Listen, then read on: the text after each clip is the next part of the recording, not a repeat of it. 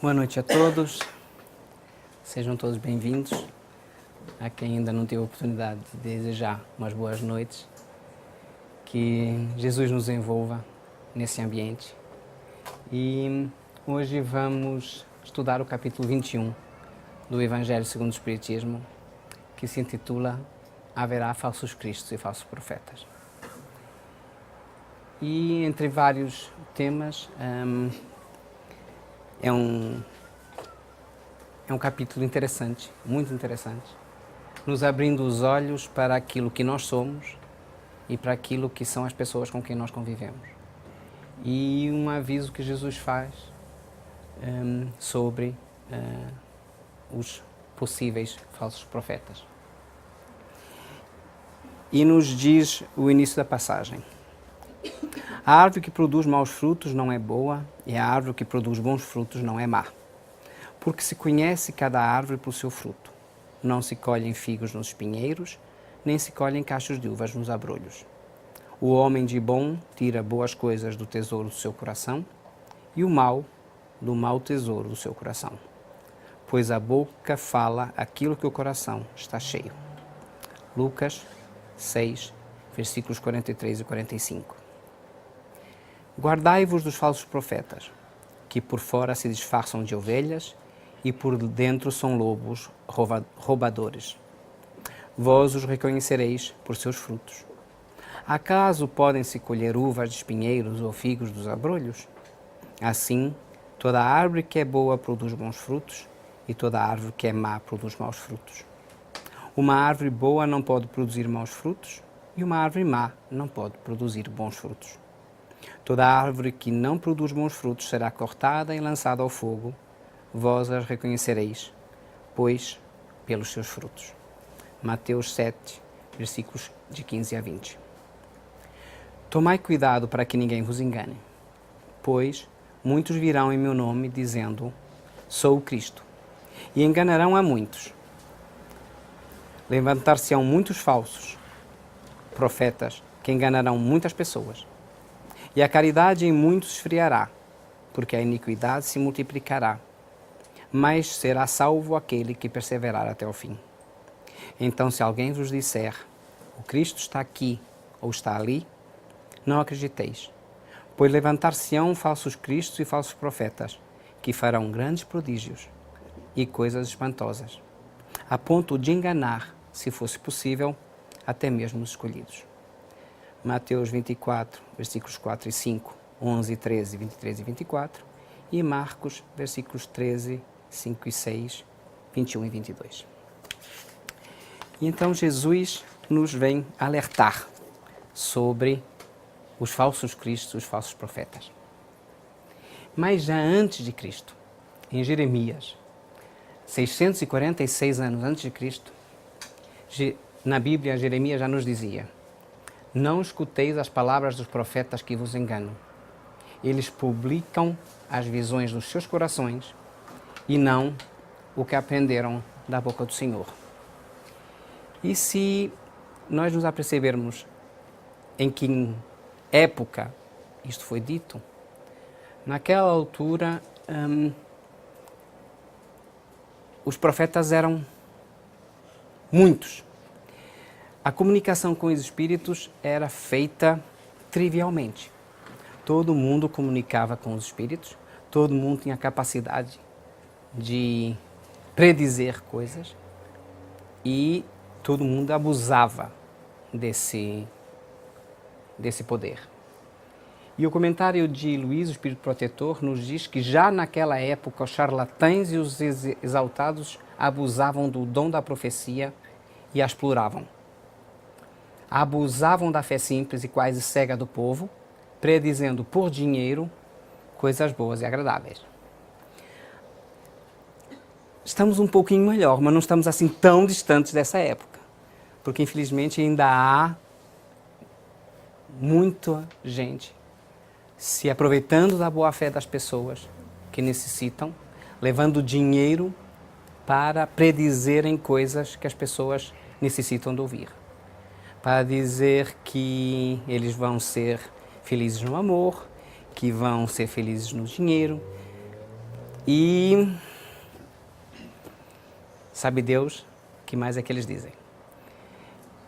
Passaram-se, entretanto, 3.000 anos. Jesus já veio há 2.000 anos nos avisando para nós termos cuidado com os falsos cristos e os falsos profetas que apareceriam. Mas ainda hoje temos irmãos nossos que estão iludidos.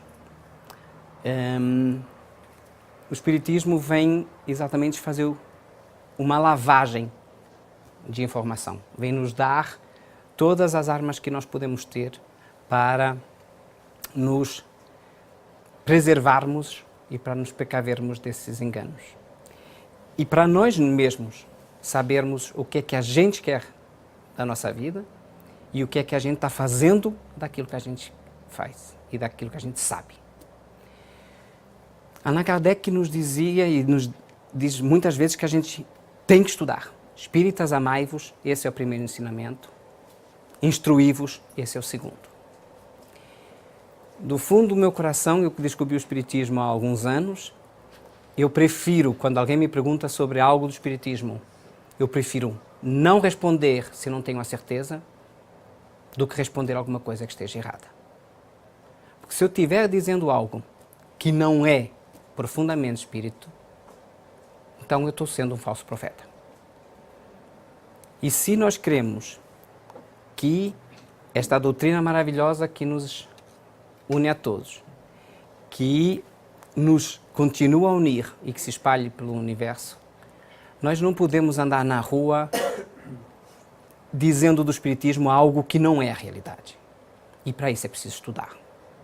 Para isso é preciso vir às segundas-feiras aqui no GEP fazer o ESD. É preciso vir às terças-feiras para fazer o estudo das obras básicas. Porque se nós não estudarmos, nós não vamos saber do que é que estamos falando. E depois alguém nos pergunta, mas o que é que tu segues? E nós que estamos todos envolvidos, todos entusiasmados, todos tão iluminados porque essa doutrina nos ilumina, por vezes somos levados a dizer coisas que não são corretas. Portanto, o que eu peço a todos vocês é que, por favor, antes de falar de Espiritismo, e seja o que for, tenham a certeza daquilo que estão falando. Porque o que acontece ainda muito é pessoas nos telefonarem, para nós que temos os contactos no site, para aqui o Progep, nos perguntando se fazemos coisas que de Espiritismo não tem nada. Se nós temos reuniões de mesa branca, se nós temos as coisas que por aí se falam e que não é Espiritismo. Então, vamos fazer aquilo que Allan Kardec nos aconselhou. A melhor coisa que vocês podeis fazer pelo Espiritismo é a sua divulgação. Então vamos divulgar o Espiritismo. Vamos fazer as coisas como deve ser. Mas falando do Espiritismo, sabendo algo. Se não tem as obras básicas em casa, as obras básicas são a preço econômico. Comprem uma obra básica. Estudem o Espiritismo desde o início. Porque é a partir daí que nós conseguimos evoluir e ajudar aqueles que precisam de nós. E Jesus nos dizia, esse mestre amado, que quando a gente vê imagens ou filmes deles, a gente se emociona. Ele nos dizia, levantar-se-ão falsos cristos e falsos profetas, que farão grandes prodígios e coisas de espantar, a ponto de seduzirem os próprios escolhidos. E nós somos os escolhidos. Falamos há algumas semanas atrás sobre o que é que nós éramos, se éramos escolhidos, e nós fomos escolhidos. Todos nós somos escolhidos, estamos nessa encarnação. Deus deu a oportunidade a todo ser encarnado de poder encarnar, de poder corrigir e resolver alguns problemas que ainda tem, e por isso escolheu cada um de nós. Nós não fomos jogados aqui como uma pedra, nós vimos em famílias, em grupos de amigos, em pessoas com quem convivemos todos os dias, e essas relações que a gente tem não são acaso. Não existe acaso com Deus. Mas o verdadeiro sentido do termo prodígio na acessão teológica são milagres ou fenômenos excepcionais fora das leis da natureza. E o Evangelho nos fala exatamente sobre isso, nos dizendo: é comum atribuir-se aos profetas o dom de revelar o futuro, de maneira que as palavras profecia e predição passam a ter o mesmo significado. No sentido evangélico, a palavra profeta tem um sentido mais amplo. Diz-se de todo enviado de Deus com missão de instruir os homens e de lhes revelar as coisas ocultas e os mistérios da vida espiritual. Um homem pode então ser profeta sem fazer profecias. Esta era a ideia dos judeus no tempo de Jesus. Eis porque então foi levado perante o sumo sacerdote Caifás. Os escribas e os anciãos que estavam reunidos lhe cuspiram no rosto, lhes deram socos e bofetadas, dizendo: Cristo, profetiza e dize quem foi que te bateu. Entretanto, é certo que houve profetas que tinham previsão de futuro, seja por intuição, seja por revelação providencial, a fim de transmitir advertências aos homens. Como as suas previsões aconteceram, o dom de adivinhar o futuro foi visto como um dos atributos da qualidade do profeta. E de facto, quando nós pegamos na Bíblia, toda a Bíblia, sobretudo as partes em que contam o que se passará mais tarde, que foram previsões de facto que alguns profetas tiveram, esses profetas, eles não eram mais do que médiuns, como todos nós somos. Só que alguns deles tinham a capacidade de ver, de prever o futuro. E quando Jesus vem, muitas das coisas que Jesus nos fala estavam já previstas, estavam já ditas na Bíblia Antiga. Portanto, isso são previsões de profetas. Mas há, de facto, muitos que vieram para tentar enganar. E continua a haver ainda muitos que vieram para tentar enganar. Agora, nós precisamos de ver, segundo a passagem que nós lemos no início, de que é pela árvore que se conhece os seus frutos, que nós temos que ver pelas ações das pessoas que falam o que é real. Porque uma pessoa que fala muito bem, mas que depois as ações não tem nada a ver, alguma coisa não está certo. E por altura de quando Allan Kardec começou a estudar as mesas girantes e os fenômenos mediúnicos que fizeram ao aparecimento do Espiritismo, por essa altura e mesmo antes havia médiuns de grande capacidade por França que faziam fenômenos. Havia um que levitava. Ele abria no Palácio Real, ele fazia espetáculos para o rei. Ele pedia que abrissem duas janelas e ele saía para uma janela levitando e entrava pela outra. Ele olhava para uma folha de papel, magnetizava a folha de papel, deitava no fogo e a folha de papel não ardia. E depois fazia assim e a folha se incendia de imediato.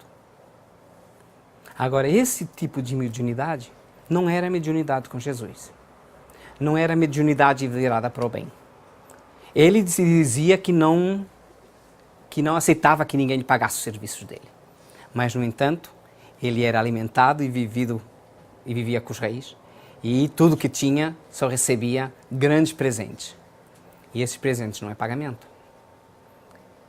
Portanto, é isso que ainda hoje acontece com alguns médiuns que ganham dinheiro através da mediunidade deles. O que acontece é que no Espiritismo nós temos estudado bastante sobre o assunto e Chico Xavier nos dizia que as comunicações são feitas de lá para cá. Nós, nas nossas reuniões mediúnicas e em todo o centro espírita, que é centro espírita, que tem reunião mediúnica, sabe? As comunicações são feitas em função do que a espiritualidade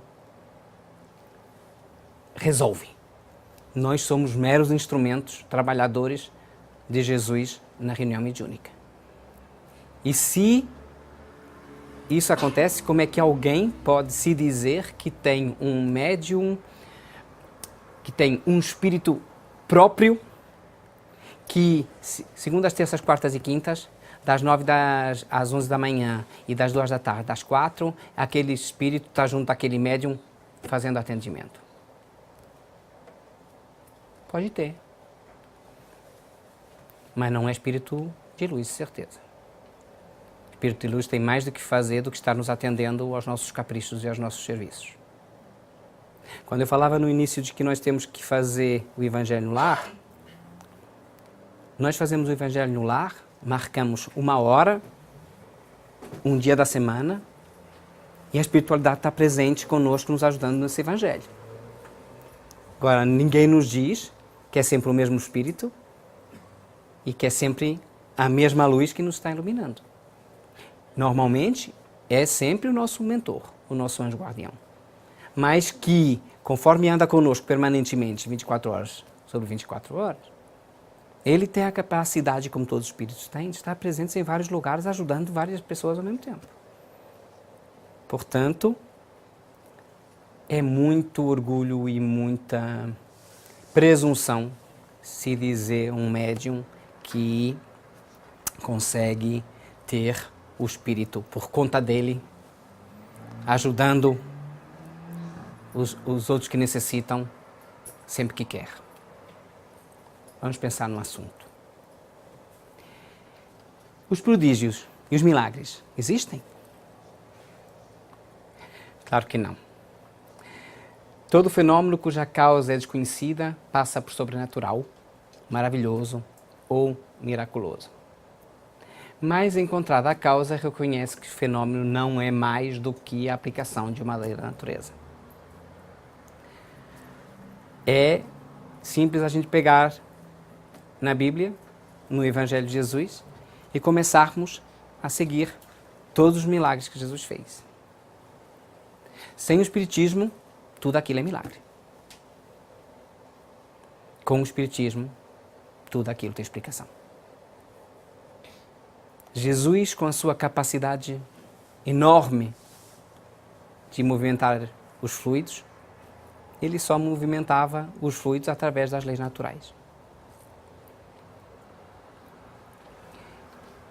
E os prodígios dos falsos profetas têm origem nos conhecimentos adquiridos, nas faculdades orgânicas, acessíveis aos dignos e aos indignos. Todos nós temos conhecimentos que podemos desenvolver, que podemos aumentar, que podemos capacitar cada vez mais. E todos nós temos a faculdade orgânica de ser médium. Está estudado, e quem ainda não viu pode ver, tem alguns médicos estudando a glândula pineal, que todos nós temos, e a glândula pineal é a origem da mediunidade no ser humano. Todos nós temos glândula pineal. Só que uns mais desenvolvidos do que outros. Uns com umas aptidões que outros não têm. E essas faculdades orgânicas são comuns a todos. Alguns de nós têm intuições, outros de nós às vezes veem, outros de nós sonham, outros de nós pintam, outros escrevem. E segundo Allan Kardec, a mediunidade do futuro é a intuição. É aquilo que está se desenvolvendo na humanidade e que todos nós temos intuição. Todos nós somos médiuns intuitivos, todos nós estamos muito bem tranquilos em casa e de repente nos vem assim uma ideia de algo que a gente poderia fazer em prol de ajudar o próximo. Assim como também vêm outras ideias que não têm nada a ver, porque as ideias vêm conforme a nossa sintonia. Se a gente vibra na batata, a gente vai receber ideias de batata. Não vai melhorar, não. Agora, se a gente começar a pensar um pouquinho melhor, as ideias vão fluir de uma outra forma. E a espiritualidade está permanentemente à nossa volta para nos ajudar. Mas também são simples aplicações da lei da natureza. Leis já conhecidas para a ciência, e que aí torna-se simples, mas leis ainda desconhecidas para a ciência. E no dia em que a ciência admitir a existência do espírito e a comunicação dos espíritos, toda a humanidade vai mudar. Porque no dia em que mesmo os médicos começarem a tratar uma doença, primeiro verificando as causas emocionais dessa doença e depois tratar a doença em si, metade dos manicômios vão fechar. Porque mais de metade das pessoas que estão fechadas no manicômio são médiums. São pessoas que veem coisas, que sentem coisas, que têm alucinações. Pensam eles alucinações. Tem crianças, todos nós sabemos que a mediunidade está aberta nas crianças até aos 7 anos, e tem crianças que até aos 7 anos, para além do seu anjo da guarda que ele vê, tem alguns adversários de outras vidas que vêm também atrás deles, lhes provocar pesadelos, lhes provocar birras, lhes provocar muitas das coisas que nós não compreendemos nas crianças. Mas que se não houver apoio em casa, se não houver amor, se não houver um evangelho no lar, é um risco. Porque as nossas crianças que estão nascendo nesse momento são crianças muito evoluídas em termos intelectuais. E precisam de ser ajudadas em termos morais para que, de facto, daqui a 20 anos, daqui a 30 anos, eles possam pegar nessa terra e a transformar num mundo de regeneração. A Terra está em fase de transição e muito em breve ela vai mudar para um mundo de regeneração. E são as nossas crianças que vão fazer isso. Então a gente precisa de ensinar, de lhes explicar de que o orgulho e o egoísmo não é o que nos leva a algum lado. De que o que nos leva a algo é a humanidade, é a caridade, é a gente pensar no próximo. Eu hoje estava vindo no trem falando com uma amiga e de repente lhe falei de uma instituição que eu estou ajudando, Fraternidade Sem Fronteiras, e quando ela me perguntou, e você dá quanto por mês? Disse, 6 francos, 50 reais. Isso garante o quê? Garante que uma criança tem uma refeição por dia. Mas peraí, por essa quantidade, quase que não havia fome no mundo? Eu disse, pois é verdade. Mas era preciso que todo mundo fizesse isso. E que pensasse um pouco mais naquele que necessita, porque nós ainda somos animais de hábitos e de vícios. Nós ainda temos dentro de nós o instinto da sobrevivência. Nós ainda temos dentro de nós que a gente precisa arrecadar, porque senão a gente vai morrer de fome. E já não é propriamente assim. Mas quem são afinal os falsos profetas? São aqueles que exploram o conhecimento e as faculdades orgânicas especiais que possuem em proveito das suas ambições, de seus interesses e de seu anseio de dominação. Aproveitam-se da boa-fé de pessoas que acreditam serem eles missionários divinos. O bem realizado revela o grau do adiantamento moral, caracterizando os que são falsos dos verdadeiros profetas. Se nós pegarmos em vários desenhos animados que existem da Disney e de outras empresas, em que alguém que chega numa ilha deserta e que só tem aborígenes, e que ele começa a fazer prodígios e a mostrar coisas que eles nunca viram, imediatamente ele vai ser um deus para eles. E tem tantos desenhos animados desse gênero que é o que se passa na realidade. Todos nós, quando chegamos dentro de um círculo de amigos e que fazemos algo que ninguém viu, nós somos um prodígio. Nós fazemos algo que ninguém viu. E as pessoas começam a nos olhar de outra forma. Agora, perante aquilo que nós fizermos, é que nós vamos ser um falso profeta ou não. É a nós nos policiarmos e de vermos o que estamos fazendo. E podemos nos defender dos falsos profetas? Claro, com conhecimento. Como eu dizia há pouco, é preciso estudar. É preciso nos instruirmos. Porque o conhecimento iluminará a mente humana. É o conhecimento que nos liberta. Nós precisamos estudar, de aprender. Porque eu hoje, conversando com uma outra amiga, ela me dizia assim, tem um amigo meu que está com um filho com alguns problemas. E como a família é rica e tem dinheiro, decidiu doar um pouco aos filhos. E um deles decidiu investir na bolsa. Mas ele é extremamente inteligente, extremamente doado para aquilo e facilmente se libertou dos pais e tem a vidinha dele só com a bolsa. Ele se governa e ganha muito dinheiro na bolsa. Só que o pai continua pressionando ele para ele estudar. E ele estuda, mas naquela de... eu estou com tanto dinheiro, para que eu preciso estudar? E aí o pai dele, um desses dias, virou para ele e disse, olha, é assim, eu não me importo o que tu vais ser quando fores grande. Pode ser calceteiro, pedreiro, homem do lixo, pode ser o que tu quiseres. Tu decides o que queres fazer. Mas acaba da tua formação.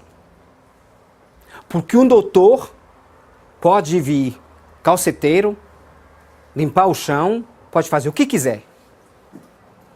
Agora, eu nunca vi um calceteiro, um homem de lixo, ou um desses muito honrados trabalhadores virar doutor. Portanto, primeiro acaba da tua formação.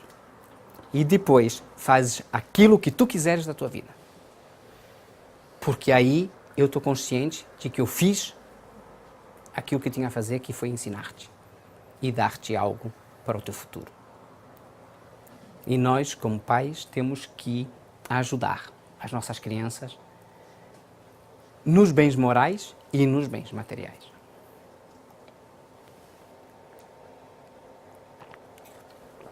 Com o conhecimento, aniquilaremos a fé cega. Porque ainda muitas das religiões que existem na Terra são religiões de uma crença cega. Uma pessoa chega lá e acredita em tudo aquilo que nos dizem e a gente nem se pergunta por quê.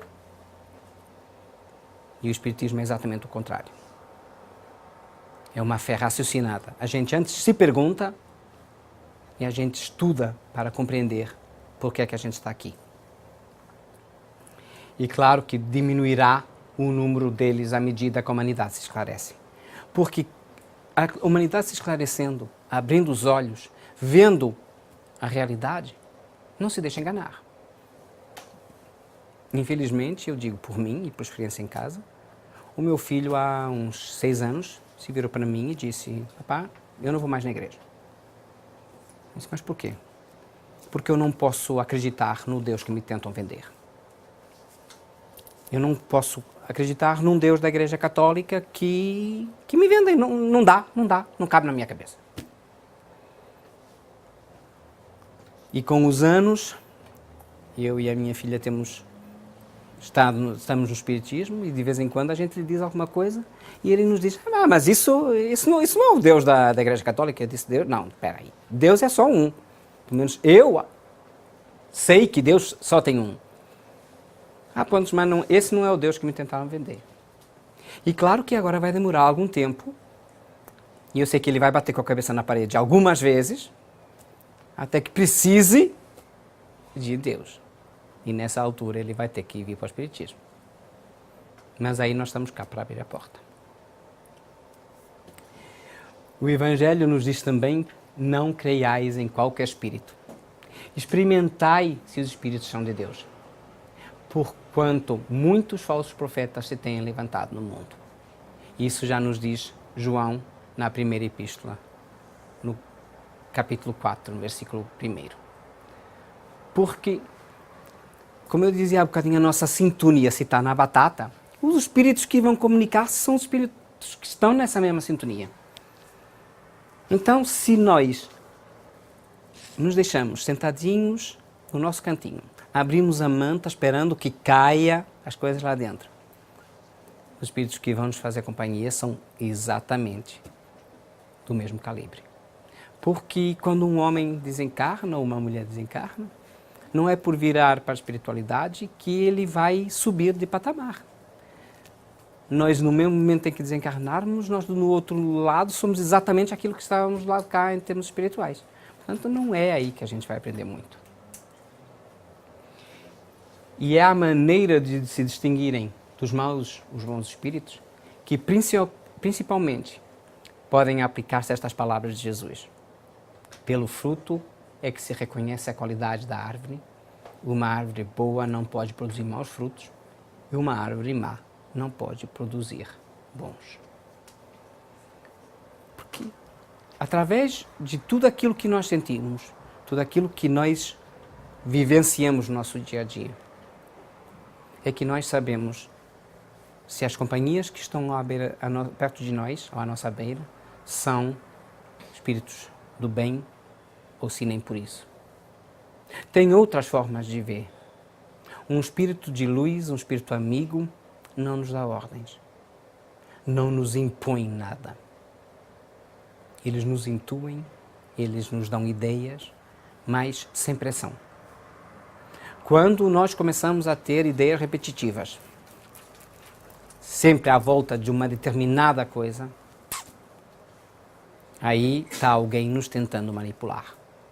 Está algum espírito está nos tentando levar para algo que não é propriamente o nosso destino. E o Espiritismo faculta a explicação de certa ordem de fenômenos incompreendidos até o presente e destrói o que ainda restava no domínio do maravilhoso. Porque, através do Espiritismo, nós vamos descobrir que muitas ainda das dúvidas que nós temos, muitas das coisas que a ciência ainda não aceita, o Espiritismo mostrou há muito tempo. Quando a gente pega no livro Nosso Lar e salta para o ano em que o livro Nosso Lar foi escrito, a gente se diz, mas espera aí, esse livro naquela altura, por isso é que eles diziam que esse livro é um livro de ficção científica. Porque no Nosso Lar já tinha, naquela altura, 90% de produtos e de máquinas que ainda não existiam na Terra. Já tinha televisão, já tinha ecrãs, já tinha eletroencefalograma, já tinha tudo que é maquinaria médica e que ainda não existia. Já tinha inclusive imagens holográficas. Tem uma comunicação que é feita dentro de um globo em que se forma o pai de Lísias em 3 dimensões para falar com a família antes de Laura partir para o plano encarnado. E ainda hoje isso não existe. Os japoneses estão trabalhando no assunto de criar as imagens holográficas. Mas um livro ditado pelos Espíritos nos vem abrir os olhos e nos mostrar que, afinal, nós lendo hoje, vemos que tudo aquilo que passa aqui embaixo é só uma pintura mal feita do que se passa lá em cima. Tudo que há lá em cima é muito mais evoluído do que nós. E claro que o Espiritismo também não abona os falsos cristos e os falsos profetas, mas desfere um golpe mortal neles. Os falsos cristos revelados por Jesus são encarnados, muitos. Homens que exploram os fenômenos em proveito próprio. E os seus atos não correspondem aos seus conselhos. E atuam pelos fenômenos. Ainda tem muita gente que duvida de Jesus. Tem ainda muita gente que vem falar tudo o contrário do que Jesus falou. E tem também, através do Espiritismo, tem os nossos irmãos desencarnados. Mas tem espíritos enganadores, hipócritas, orgulhosos, pseudo-sábios, que atuam através da mediunidade. E que, através de todos nós, é muito simples entrarem para o nosso canal e falarem através de nós. Por isso é que eu dizia no início que nós precisamos estudar e precisamos saber do Espiritismo quando queremos falar de Espiritismo, para que não estejamos enganando as pessoas. A ciência revela as leis do mundo material, ambas leis da natureza.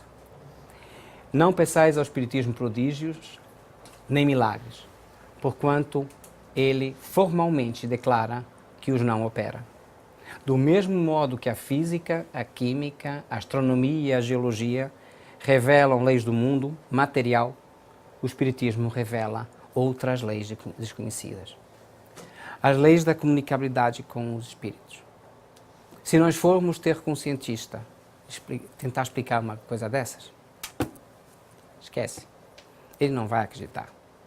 A não ser que já seja um daqueles cientistas que, através da sua mediunidade, já se apercebeu de que a espiritualidade existe e que as comunicações com os espíritos existem. Porque no dia em que realmente for provado pela ciência de que o espírito é algo que nos governa, cada um de nós individualmente, e que cada um tem um e é só meu, o meu espírito é só meu, não é de mais ninguém, e cada um de vocês é igual. Como dizíamos de vez em quando brincando, se tem medo do espírito, cuidado todo dia de manhã quando você olha no espelho, está vendo um. Portanto, nós só somos um espírito encarnado com esse corpo maravilhoso que Deus nos deu para a gente aproveitar nessa encarnação. Então vamos aproveitar. E o último item desse capítulo é uma mensagem de Luís, espírito protetor, escrita em Karlsruhe em 1861, que nos fala sobre Jeremias e os falsos profetas. E que nos diz o seguinte: eis o que diz o Senhor dos Exércitos. Não escuteis as palavras dos profetas que vos profetizam e vos enganam. Divulgam as visões do seu coração e não o que aprenderam da boca do Senhor. Dizem aqueles que me blasfemam, o Senhor o disse e tereis a paz. E a todos aqueles que marcham para a corrupção de seus corações, o mal não acontecerá convosco. Mas qual deles assistiu ao conselho do Senhor? O que ouviu e entendeu o que ele disse? Ele não enviava esses profetas, e eles corriam por si mesmos. Não lhes falava nada, e eles profetizavam. Ouvi o que disseram esses profetas, que profetizam a mentira em meu nome. Dizem, sonhei. Até quando esta imaginação estará no coração dos profetas que profetizam a mentira e cujas profecias são apenas seduções de vossos corações? Se, pois, esse povo, ou o profeta, ou um sacerdote vos interroga e vos diz, qual é o fardo do Senhor? Vós lhes direis, vós mesmos sois o fardo, e eu vos lançarei bem longe de mim, diz o Senhor. Isto está em Jeremias 23, 16 e 18, 21 e 25, 26 e 33. E Allan Kardec e a espiritualidade nos diz o seguinte: é a respeito dessa passagem da profeta Jeremias que quero vos falar, meus amigos. O profeta, em nome de Deus, disse: é a visão do coração deles que os fez falar. Estas palavras indicam claramente que, desde aquela época, os charlatães e os vaidosos abusavam do dom da profecia e a exploravam.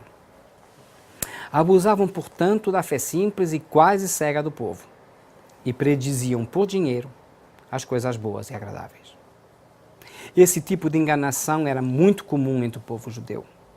E fácil é de compreender que o pobre povo, em sua ignorância, quase impossibilitado de distinguir os bons dos maus, era sempre ou mais ou menos enganado por esses supostos profetas, que não passavam de impostores e fanáticos.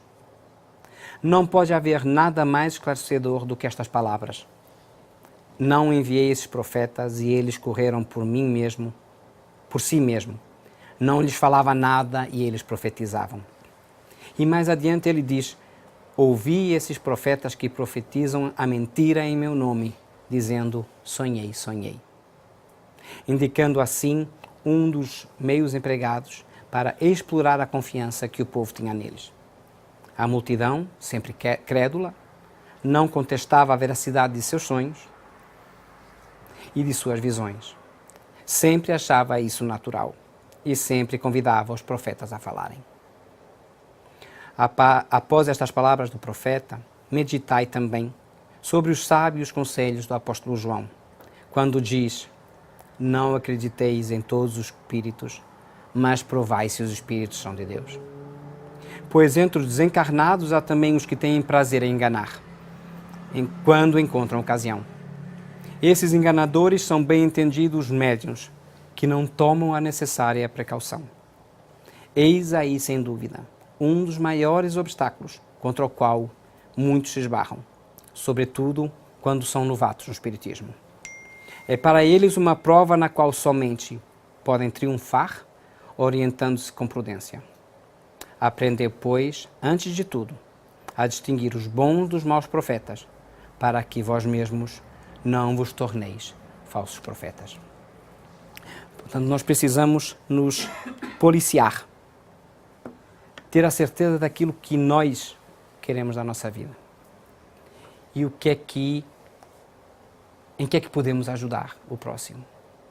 O Espiritismo é, de facto, algo que nos ajuda permanentemente, que nos abre os olhos para a realidade. Eu vim para o Espiritismo porque foi onde eu descobri as respostas a muitas das perguntas que eu não conseguia obter resposta. A compreender muitas das coisas que eu não entendia no Deus que me vendiam também. Porque nós, quando temos uma visão fechada e restrita, nós não conseguimos entender um Deus que nos ama infinitamente e que permita que um filho corra da mão do pai e se meta debaixo de um carro. Nós não conseguimos entender como é que um Deus infinitamente justo e bom permita que alguém seja violado. Como é que um Deus infinitamente justo e bom permite que alguém se faça explodir no meio de uma multidão, se matando e matando dezenas junto com ele? Como é que a gente vai entender num Deus que permite isso? Mas o Espiritismo nos abre os olhos.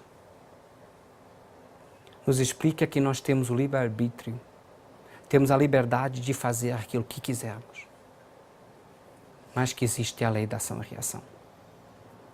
E que tudo aquilo que nós semearmos, nós vamos colher. E que se calhar estamos colhendo muitas das coisas que nós semeamos. E que é isso que nos torna difícil o nosso dia a dia. O Espiritismo, por um lado, é uma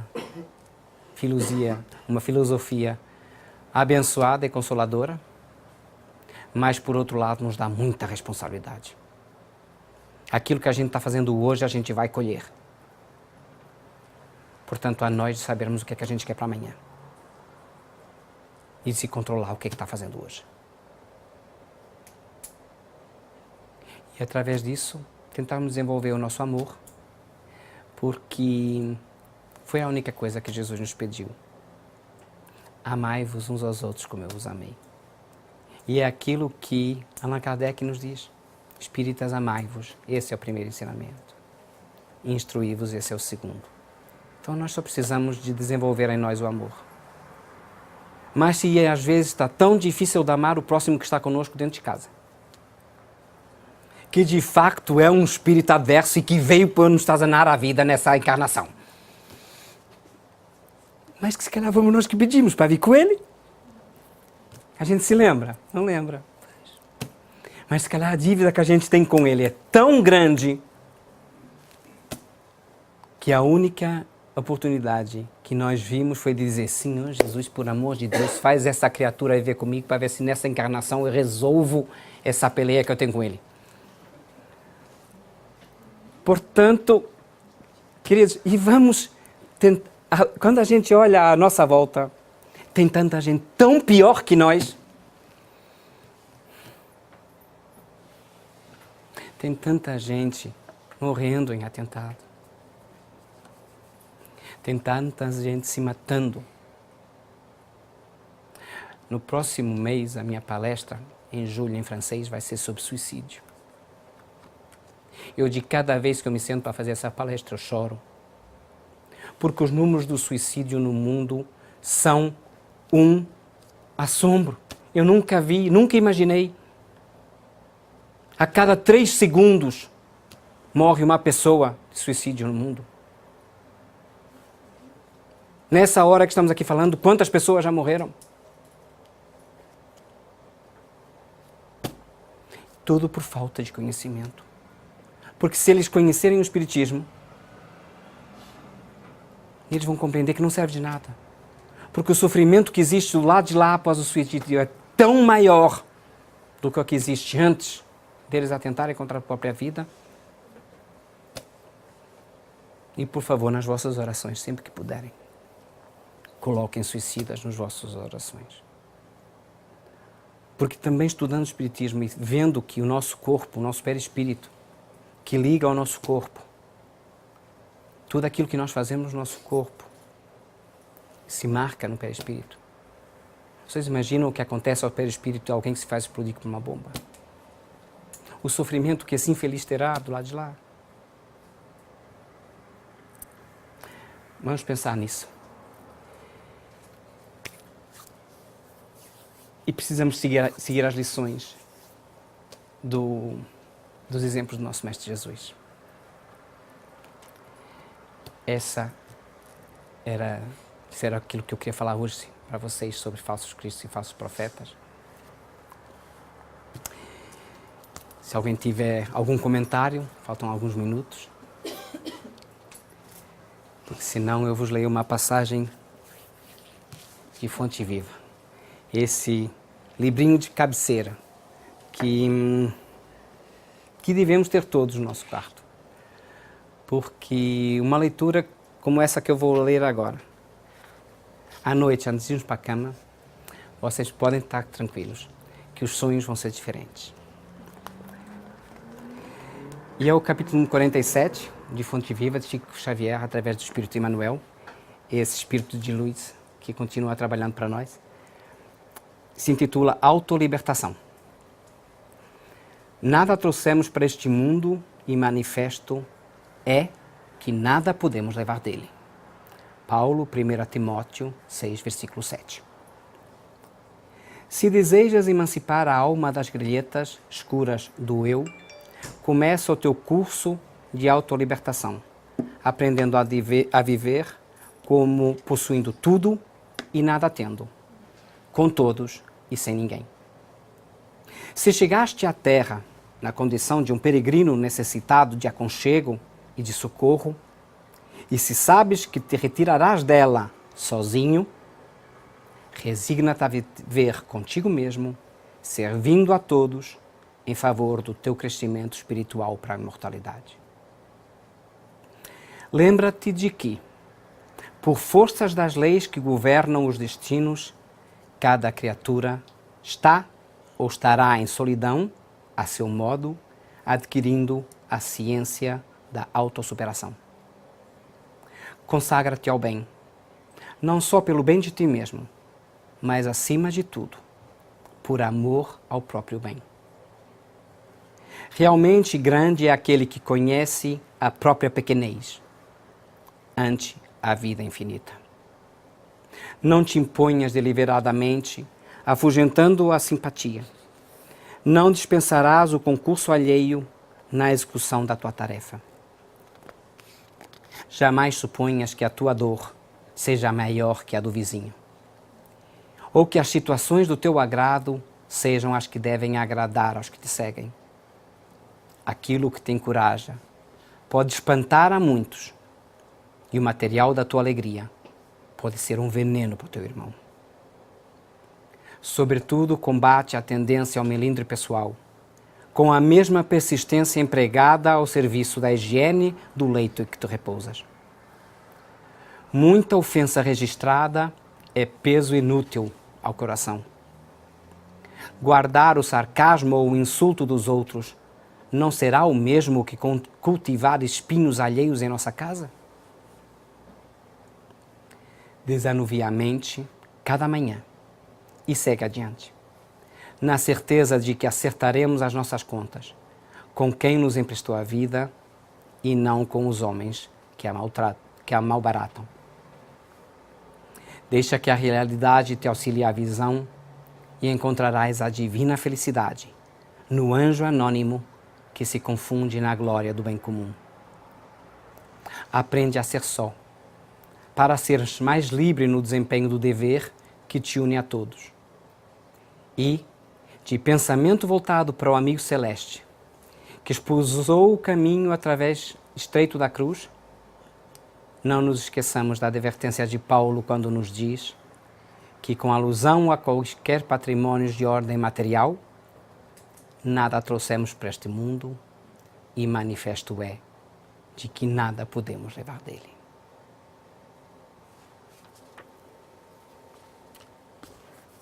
Só os espíritos de luz é que escrevem coisas desse nível.